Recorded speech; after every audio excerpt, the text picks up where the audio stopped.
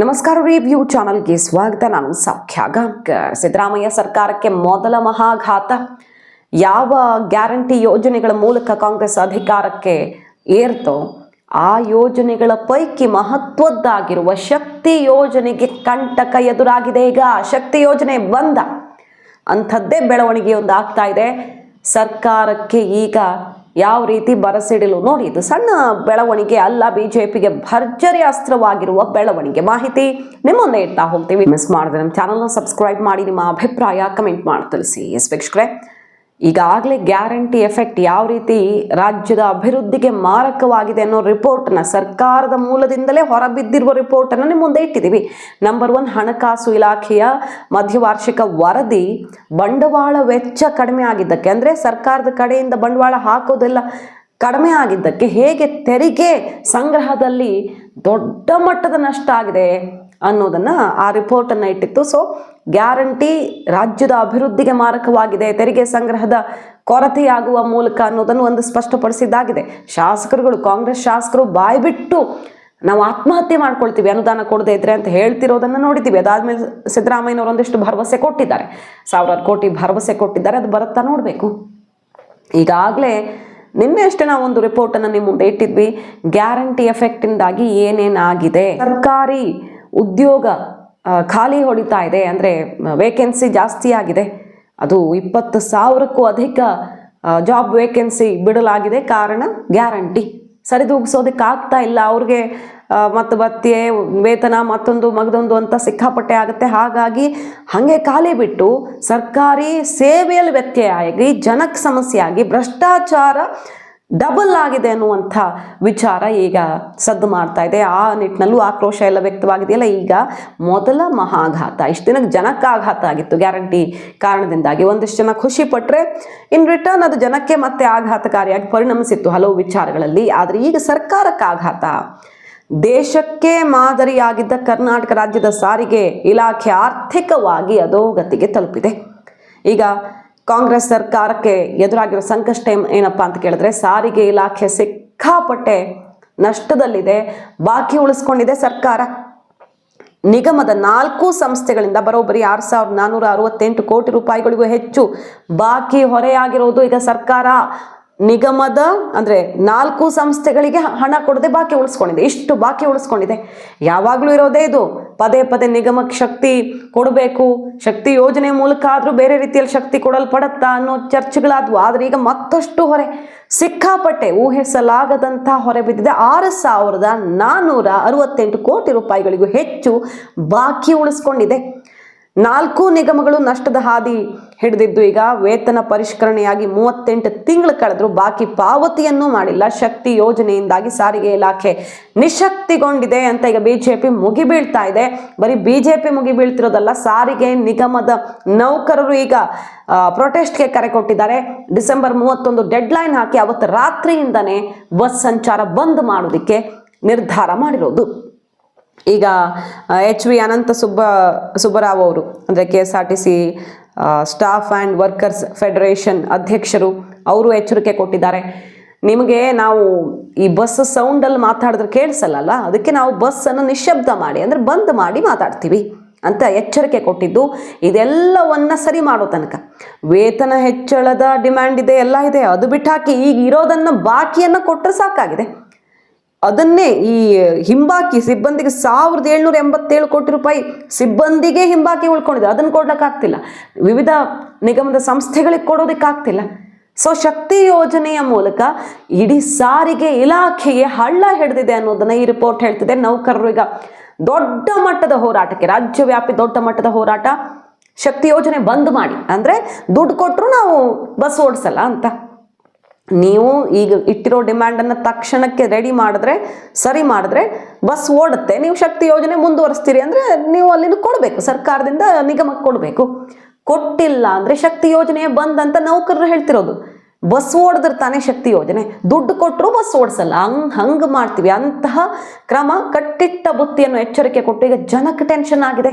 ಸಾರಿಗೆ ಸಂಪರ್ಕ ಬಂದ್ ಆಗಿಬಿಟ್ರೆ ಜನರಿಗೆ ಕೈಕಾಲು ಓಡಲ್ಲ. ಯಾಕಂದರೆ ಎಲ್ಲೆಲ್ಲಿಂದ ಏನೇನು ರೀತಿ ಬದುಕು ಅದ್ರ ಮೇಲೆ ಅವಲಂಬಿತ ಆಗಿರುತ್ತೆ. ಈಗ ರಾಜ್ಯ ಸರ್ಕಾರ ಉಳಿಸ್ಕೊಂಡಿರೋ ಬಾಕಿಗೆ ಜನಸಾಮಾನ್ಯರು ರಾಜ್ಯವ್ಯಾಪಿ ಅನುಭವಿಸಬೇಕಾಗಿ ಬರಬಹುದು ಅಂಥದ್ದೊಂದು ಸಂದಿಗ್ಧ ಪರಿಸ್ಥಿತಿ. ಈಗ ಪಾಪ ಅವ್ರಿಗೆ ಹೋರಾಟ ಮಾಡದೆ ಬೇರೆ ದಾರಿ ಇಲ್ಲ. ಏನು ಮಾಡ್ತಾರೆ ಅವರು? ಎಷ್ಟು ದಿನ ಅಂತ ಬಾಕಿ ಉಳಿಸ್ಕೊಂಡಿರ್ತೀರಿ? ನಮ್ಮ ಕಷ್ಟ ಕೇಳೋರು ಯಾರು ಅಂತಿದ್ದಾರೆ. ಕರ್ನಾಟಕ ರಾಜ್ಯ ರಸ್ತೆ ಸಾರಿಗೆ ಸಂಸ್ಥೆ ಅಂದರೆ KSRTC, ಬೆಂಗಳೂರು ಮಹಾನಗರ ಸಾರಿಗೆ ಸಂಸ್ಥೆ BMTC, ವಾಯುವ್ಯ ರಸ್ತೆ ಸಾರಿಗೆ ಸಂಸ್ಥೆ, ಕಲ್ಯಾಣ ಕರ್ನಾಟಕ ರಸ್ತೆ ಸಾರಿಗೆ ಸಂಸ್ಥೆ 74,703 ಸಿಬ್ಬಂದಿ ಕೆಲಸ ಮಾಡ್ತಿದ್ದಾರೆ. ಒಟ್ಟು ಈ ನೌಕರರ ಮೂಲ ವೇತನವನ್ನು 2020 ಜನವರಿ 1ರಿಂದ ಅನ್ವಯವಾಗುವಂತೆ 15% ಹೆಚ್ಚಿಸಿ ಅದರಂತೆ ವೇತನ ಶ್ರೇಣಿಗಳನ್ನು ಪರಿಷ್ಕರಿಸಿ ಮಾರ್ಚ್ 1ರಿಂದ ಜಾರಿಗೊಳಿಸಲಾಗಿದೆ. ಆದರೆ ಪರಿಷ್ಕರಣೆಯ 38 ತಿಂಗಳ ಹಿಂಬಾಕಿಯನ್ನೇ ಪಾವತಿಸಿಲ್ಲ. ಯಾರು ಕೊಡ್ತಾರೆ? ಸರಿ, ಈ ರೀತಿ ರಾಜಕಾರಣಿಗಳ ದುಡ್ಡನ್ನು ಕಟ್ಟು ಮಾಡಿಟ್ಕೊಂಡ್ರೆ ಸುಮ್ಮನಿರ್ತಾರ ಅವರು? ಆದರೆ ಇಲ್ಲಿ ಆ ವೇತನ ಒಂದೇ ಅವ್ರಿಗೆ ದಾರಿ, ಮತ್ತಾವ ದಾರಿ, ಬೇರೆ ಬೇರೆ ದಾರಿಯಿಂದ ದುಡ್ಡು ಬರಲ್ಲ ಪಾಪ ಅವ್ರಿಗೆ. ಆ ವೇತನದಲ್ಲಿ ಪರಿಷ್ಕರಣೆ ಮಾಡಿ 38 ತಿಂಗಳು ಆದರೂ ಕೂಡ ಹಿಂಬಾಕಿಯನ್ನು ಪಾವತಿಸಿಲ್ಲ. 4 ನಿಗಮಗಳು ಒಟ್ಟು 1,787 ಕೋಟಿ ರೂಪಾಯಿ ಬಾಕಿ ಉಳಿಸ್ಕೊಂಡಿದೆ. ಸಂಬಳದಲ್ಲೂ ಬಾಕಿ ಅವರದ್ದು. ಇನ್ನು ಯಾವ್ಯಾವ ನಿಗಮಕ್ಕೆ ಎಷ್ಟೆಷ್ಟು ನಷ್ಟವಾಗಿದೆ ಅನ್ನೋ ವಿವರ ಇದು ಕೋಟಿಗಳಲ್ಲಿ. KSRTCಗೆ 295.43 ಕೋಟಿ ನಷ್ಟ, BMTCಗೆ 575.45 ಕೋಟಿ ನಷ್ಟ, ವಾಯುವ್ಯ ಸಾರಿಗೆ 322.48 ಕೋಟಿ ನಷ್ಟ, ಕಲ್ಯಾಣ ಕರ್ನಾಟಕ 161.12 ಕೋಟಿ ನಷ್ಟ. ಇದು ನಷ್ಟದ ವಿವರ. ಸಿಡಿದೆದ್ದಿರೋದು ಸುಮ್ಮನೆ ಅಲ್ಲ.